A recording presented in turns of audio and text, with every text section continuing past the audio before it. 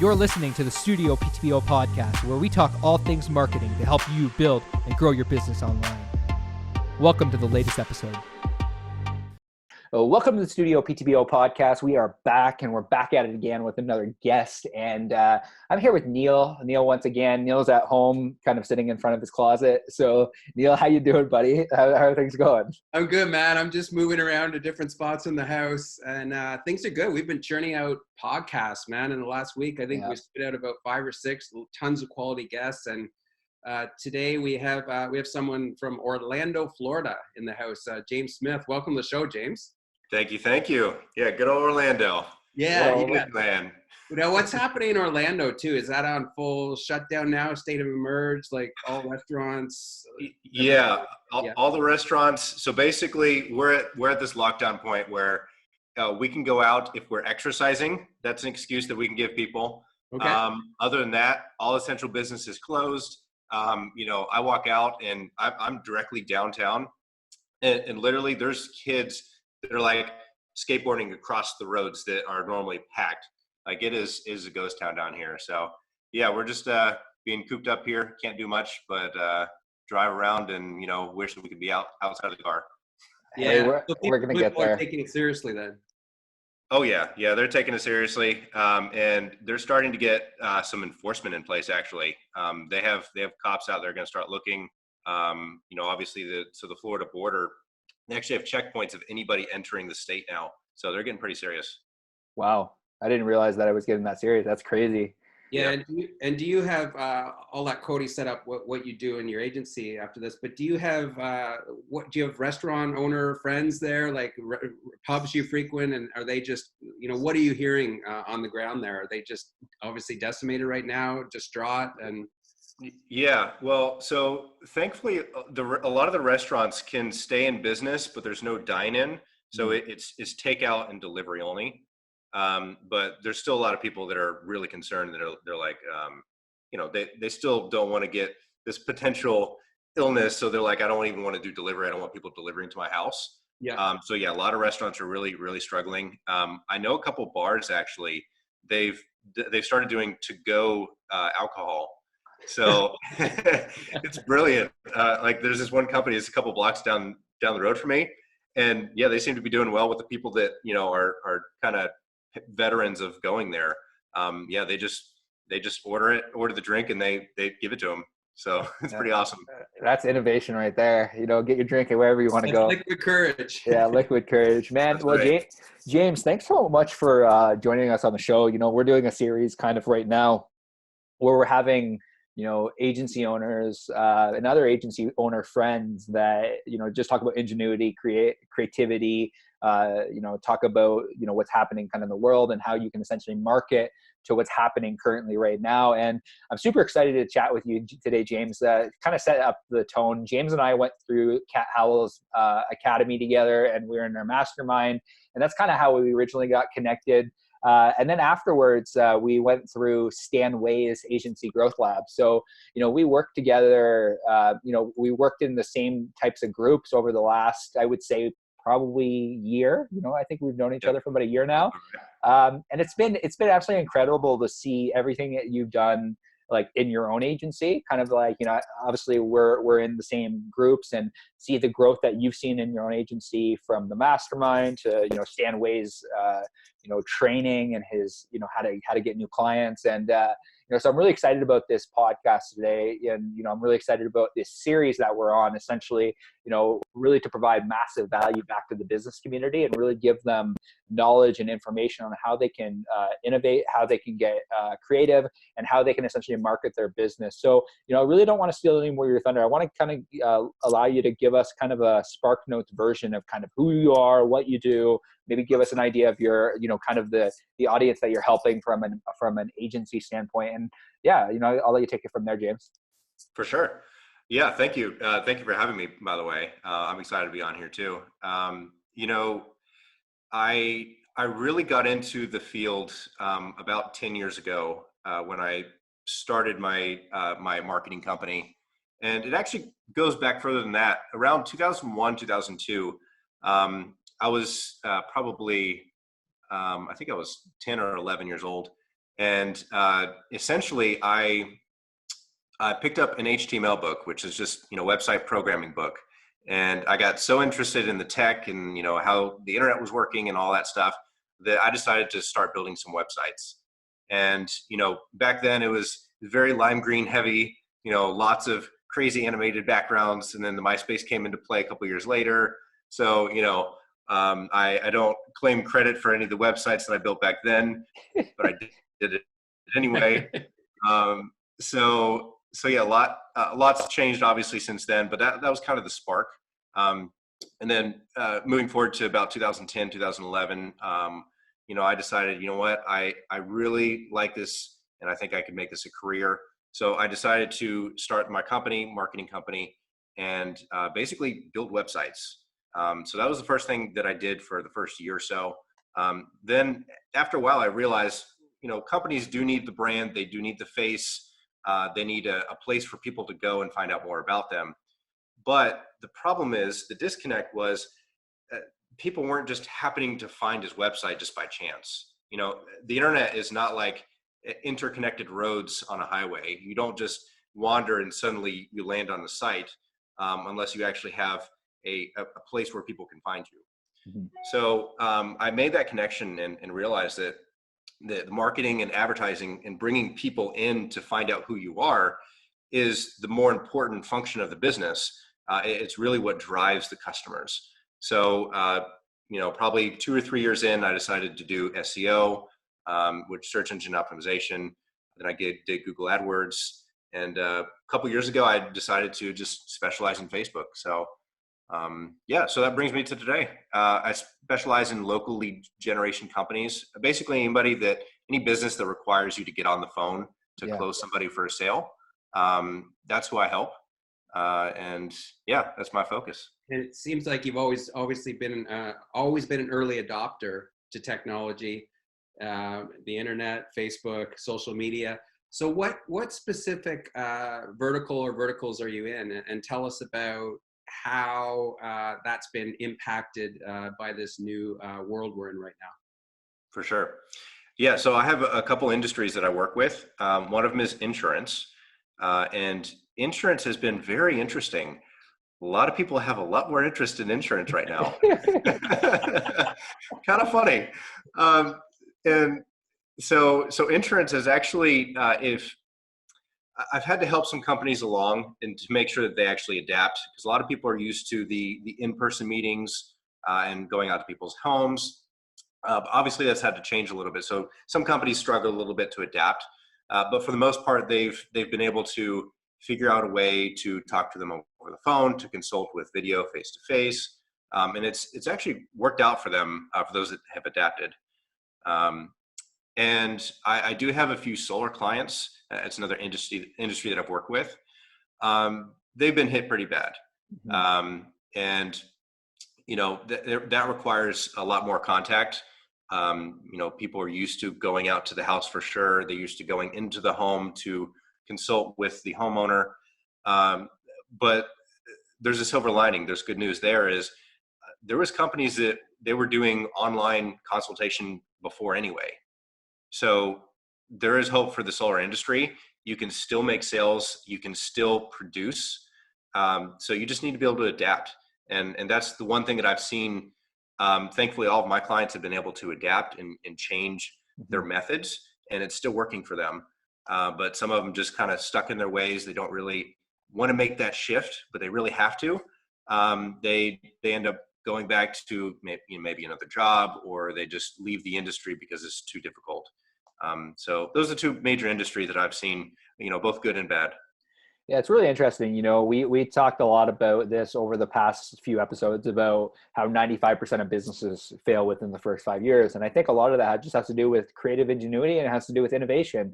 Me and Neil have been talking about this for a while, where it's like, you have to pivot now more than ever. Like it's like the world went into an overnight recession, and, now more than ever, it sucks, but it's like, it's what Napoleon Hill says, often in the times of adversity, there's massive upside, there's massive opportunity. It's like, there are things that are going to be created over the next, 6, 12, 18 months that were never never hear before, because people are going to get innovative. Entrepreneurs are going to come out of the woodworks and really identify problems in the world and present solutions. So I'm really curious, James, when it comes to presenting solutions for your clients, and what have you done to help the clients that you're working with really innovate and get creative in the online space? And essentially, like, what are you seeing kind of on the ground floor in Florida from an innovation or ingenuity standpoint? Yeah, for sure.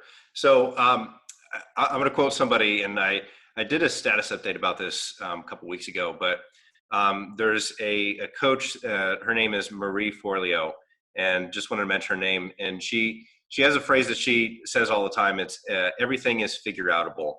And it's a bad grammar way to remember something, but it's a great phrase, because literally every industry that I've seen start struggling in these times, I've seen people in the same industry do really well. And that's because they've innovated. That's because they've adapted to what's actually going on. So the first thing that I would say is, don't freak out. And there's a way out.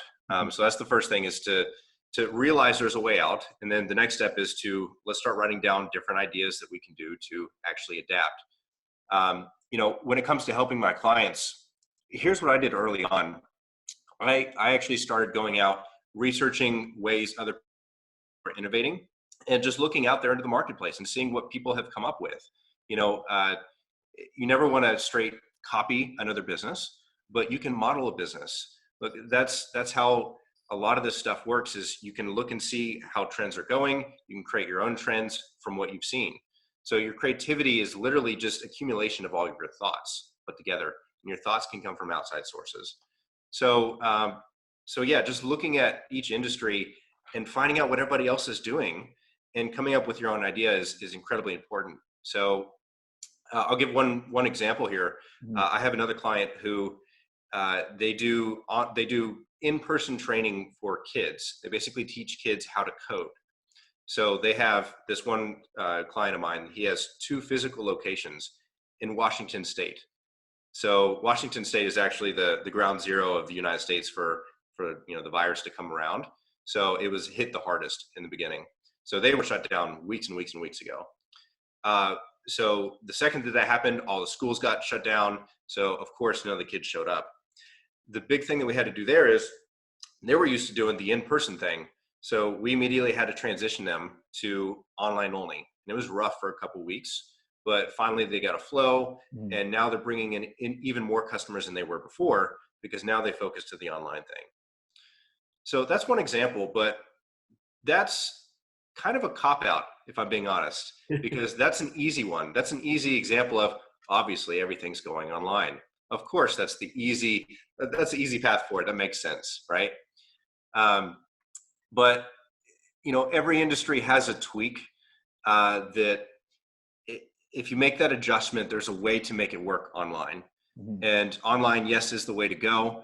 I've even seen gyms start renting out their equipment. Like, they get them cleaned out and they actually deliver it to people's homes. I've seen some crazy ideas. And there's restaurants that now are starting to do prepackaged meals, where they ask the customer base, they're like, hey, we'll send you with 3 or 4 days worth of food, and we'll pre-prep it for you. Like, that's unique. That's like It's different. Yeah, it's different. So there's little tweaks that you're not too far away from that tweak that could work. So yeah, even at our company, James, we had to adjust some of our product lines. Like, our video division accounted for a big portion of our revenue, and basically it's been decimated because obviously we can't be on location shooting with clients right now or for the foreseeable future. So we added some new we amped up on our other product lines, which is generating definitely new clients, definitely in the last few days alone, because we're going extra hard on that. But also the video, we're actually tweaking and we're editing at home now. So we're having clients literally send us raw iPhone video that we can edit and package and polish as nice as possible, add their logo in. We're doing video tutorials now we're offering. So, it's across the board that even already, like you're saying, companies that are already online are having to pivot or tweak like you are, you're going to have to, your retention rate's going to be impacted slightly in different sectors. So you're going to have to pivot as well. But it's this versatility that we talk to about entrepreneurs, that they have to be very nimble and lean and react to the times. How have you, you know, and we talk about this with the other guests on the show in terms of your mindset, resiliency. Did you just sort of take this in stride? Did you have a panic mode? How did you get through this? And what part of that did mindset play and past experience in where you're going right now? Yeah, that's great. Yeah, mindset is everything. You know, if you don't have a good mindset, if you don't believe that you can get out of this, you will not. Mm-hmm. There is no chance. So, you know, I think probably like everybody else, my initial reaction was also I don't know what's going to happen here. I'm kind of afraid. I think everybody's got reaction as that in the beginning, right? But as entrepreneurs, business owners, and, you know, just in life, you need to be able to discipline yourself to be able to recognize that you're in that state so you can get out of it quicker, right? There's never a full turn off switch where you suddenly don't have that reaction. That's just not realistic. Right. So yeah, it's really building a discipline. And one thing I like to say is, if you educate yourself, if you have a clear path in front of you, there's no need to worry. So here's the example, like I was talking about earlier. If you've looked at all the different ideas of how people are innovating in your industry, in your clients' industries, if you've seen the different paths that people have taken and it's worked, you have the path. You know, it's uncertain what's going to happen with the lockdowns and all that stuff. We can't control that. We don't know about that. What we can control is we can innovate, and we can at least produce ideas that seem to be working in the marketplace. So truly, information gives you comfort. Mm-hmm. Like, you know, it's the ambiguity that scares everybody. So the first thing I did after my little mini freak out yeah, was, we all had that. Yeah. We all had it. Holy shit moment. Yeah. Yeah. But yeah, as soon as I had the mini freak out, it was like, okay, I need to find information, because information is the answer here. You know, if you look forward a year or 2 years from now and you ask the people, the businesses that survived, what they did, let's say they know what they did a year or two from now today, would you freak out? Like, would you be worried? I mean, I wouldn't, because I know what to do. So, and not to say that you'll know everything, you know, there's still a lot of unknowns, but that'd be the first thing, is just finding information, researching, brainstorming, and at least you'll have some comfort there in knowing you have a path to attempt to move forward.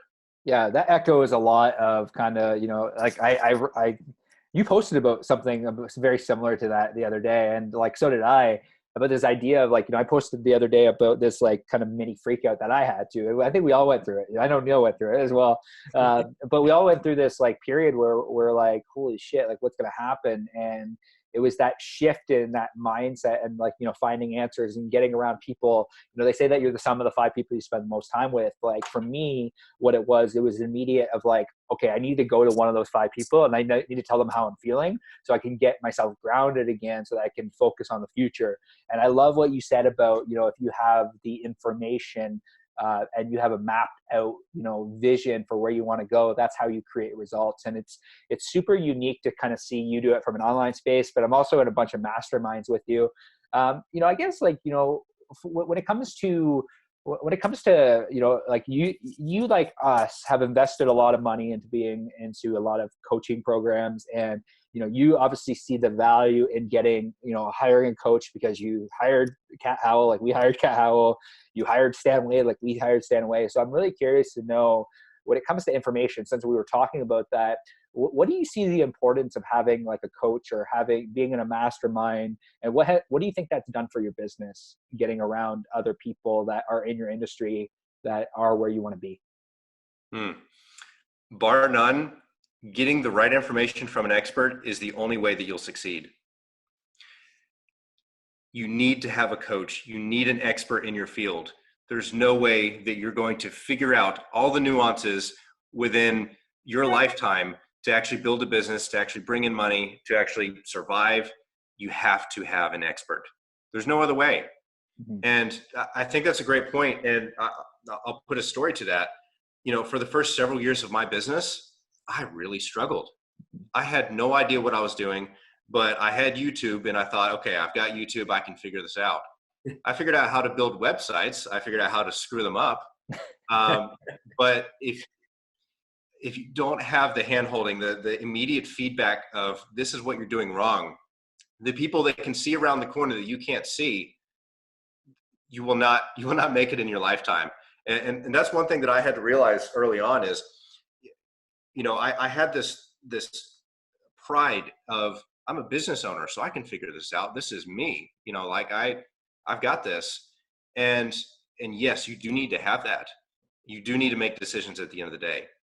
But if you don't have guidance, at least in the beginning, you've got no shot. So yeah, you have to do that. And, I invested in Cat Hal. Cat Hal was not the first program that I invested in.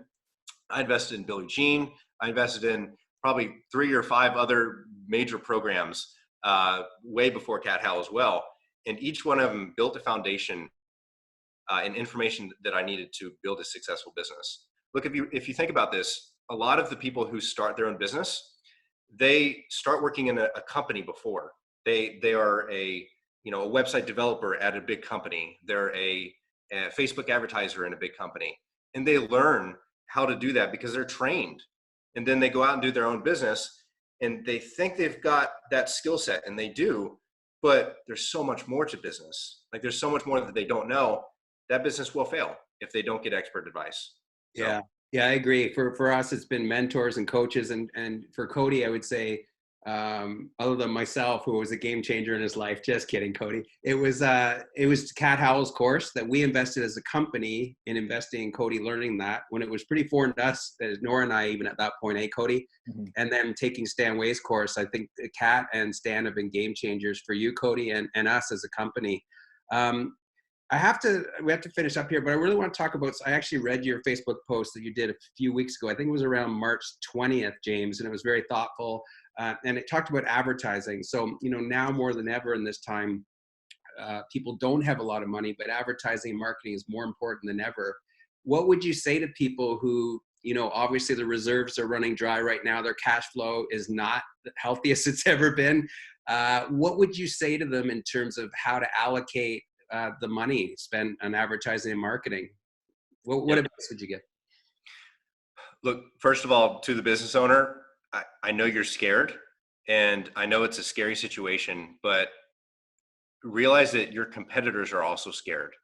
So everybody is pulling back.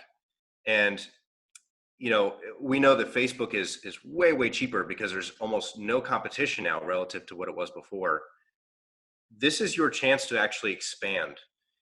This is your chance to actually become the top dog. If you struggled for years to, fighting against somebody else, well, that person is probably out of the game right now. So this is your chance to get out there. Now, the more tactical sense, I would transition some of your advertising dollars to branding and getting your name out there. If you have a physical location that people can't buy from you right now, obviously you don't want to spend a lot of money to try to get people in the door when they can't. But branding is very important. But also keep in mind, if you've been collecting email addresses, if you have people's names, if you have anything of that sort, you have an asset right now. You have the ability to reach out to people that have opted into something of yours. So I'll give an example here. There was a business that was a photo booth business. It's gone today. The photo booth business is out because there's no events going on, right? They had like 5,000 businesses in their contacts, though, in their newsletter. And they thought, you know what? We can't do photo booths right now, but we have businesses in our email list and they know who we are. So this company literally changed what they did within a week. And now they're bringing in affiliates to advertise to these companies. So they just took their asset that they had and just pushed it out. So I guess my point there is you have an asset. Whether it's a building that you're leasing, whether it's an email list you have, whether it's some type of brand, you have an asset somewhere. So utilize it in whatever way you can. Love that you brought up the email list, because I think so many business owners don't see the value in an email list. And, that's why, people like you and I push local lead gen and lead gen sector so much to build email lists, because of the fact that that's a massive asset. Text SMS messaging is a massive asset right now. I love that. I love that story that the business owner literally flipped their company overnight into something new. That's innovation right there. And that was done because they spent money on, attracting leads. And at the end of the day, I kind of want to leave people that are listening to this, you business owner, now is the time to invest into an email list, get names, email addresses, and phone numbers. It's never been cheaper on Facebook to get a cost per leads are, I don't know, you're probably seeing this as well, James. Cost per leads are like dropping by like 600%. It's ludicrous right now on the platform because everyone is pulling their advertising dollars. So now is the time to double down, and you can get leads for $2 to $10 a lead. It's not impossible. And because Cody, all attention's on there right now because people are at home looking at their phones more than ever. So now's the time to be there. And like James said, be top of mind, have that sticky factor, come out of this on the other side on top in terms of brand lift. And I love how you said branding, invest into branding, invest into yourself, invest back into your business, find a way to make, money, find a way to make things happen. Like we chatted about with restaurants, Neil, create an irresistible offer that Russell Brunson talks about all the time, about this idea of like, maybe you sell $150 gift cards for $100. Create that irresistible offer that essentially will get people in the door when everything kind of comes back to as normal as it's going to be when we come back from this. James, man, I really appreciate your time. I really appreciate your insight. Really appreciate your friendship more than anything. So, and thank you everyone for listening to the Studio PTBO podcast. Once again, we are going hard right now on content. And the reason that we're doing this is because we want to provide massive value to our community. And we have a Studio PTBO marketing hacks group. It's essentially full of business owners that are looking to grow and scale their business in the online space and really looking for a community right now. We do a weekly fireside chats with business owners just to help them get innovative, help them get creative, help them in the marketing space, the branding space. And we'd love to have you inside of that group. The link is below. Thank you, Neil. Thank you, James. And thank you for listening to the Studio PTBO podcast. We will see you soon.